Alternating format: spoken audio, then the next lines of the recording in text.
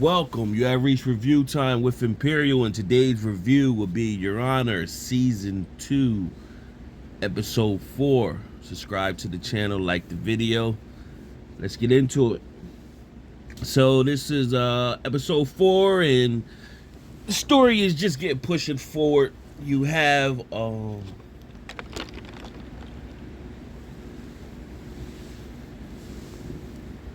Jimmy Baxter's birthday coming up, and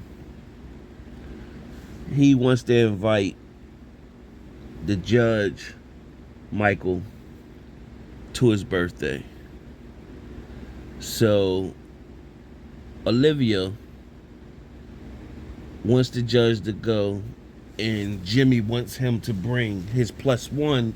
He wants it to be the mayor. So he got his own plan, and Olivia, she's all with it, and she wants the judge, pretty much Michael, to get tailored suit and get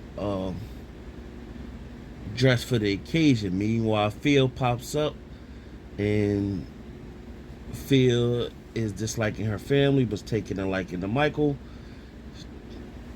because she feeling connected to Adam, and she helps Michael get a haircut. Meanwhile, we seen Lil Mo in the last episode get locked up fighting with his cousin. Now, in this episode, they locked up. Of course, Eugene took the money back to Lil Mo's aunt house. And so, of course, Big Mo calls her sister, hey, you seen Lil Mo? And she said, I haven't seen him pretty much. And so the aunt goes and visits them in jail, but not before Roderick shows to the house creeping. He's looking for Lil Mo. Now, Lil Mo already told Big Mo, hey, if we renege on this deal, it could be some serious consequences or whatever. So the guy Roderick, pretty much, he followed the aunt to the police station and seen that she went into the police station. Meanwhile, what took place is Big Mo contacted her contact with the police officers and pretty much told them, spoke to Rudy and pretty much told him, hey, you need to get Lil Mo out of jail and use your contacts.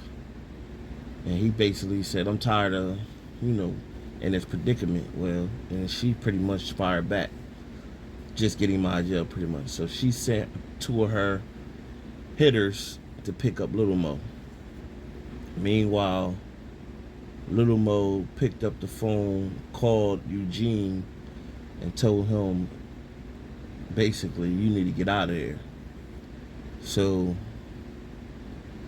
it flashed back to the party. Now at the party, Jimmy Baxter had a plan to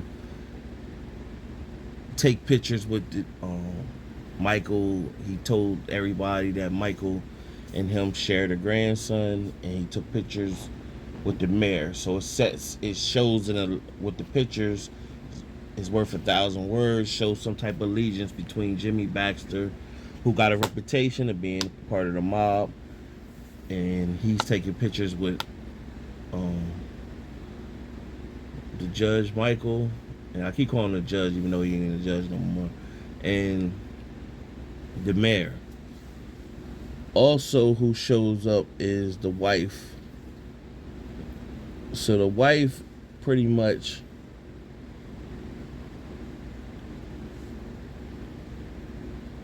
Gina, calls her dad in. And when she called her dad in, because she pretty much doesn't like the way Jimmy is running things, but they got a hierarchy in order on who's supposed to run things. So she calls on her dad to come resurface. And then this is Carmine Conti, and he steps in. He takes a picture with the judge, Michael, and the mayor, and Jimmy. Pretty much told his daughter, "Don't worry, I got you."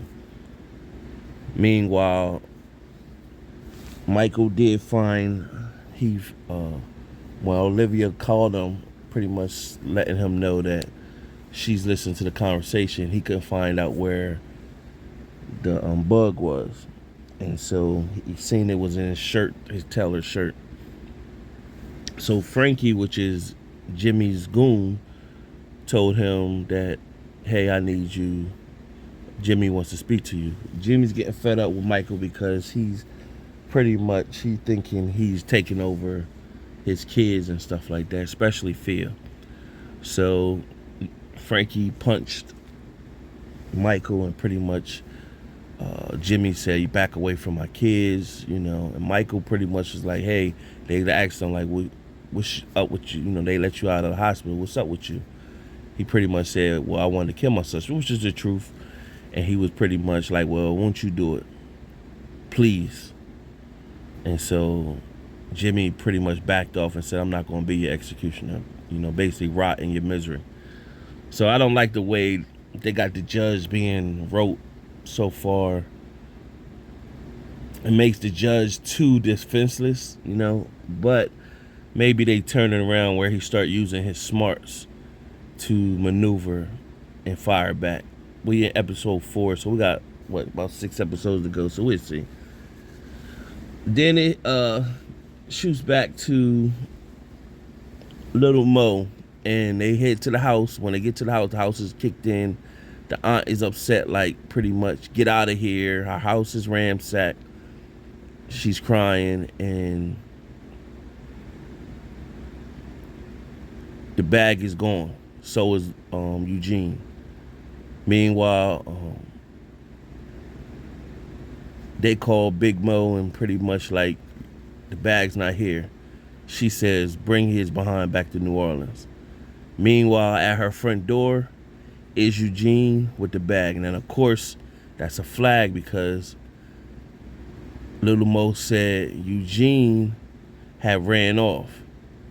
Now, Eugene shows up to her house with the bag of money. Now, of course, she's going to be elated to see him because he does have the money. However, she knows now Lil Mo betrayed her when she was going to hand him over to the cops. So now she going to be stuck with between a rock and a hard place, meaning, is she now going to call her contacts to hand Eugene over, or what's she going to do? So it was a bad plan to begin with.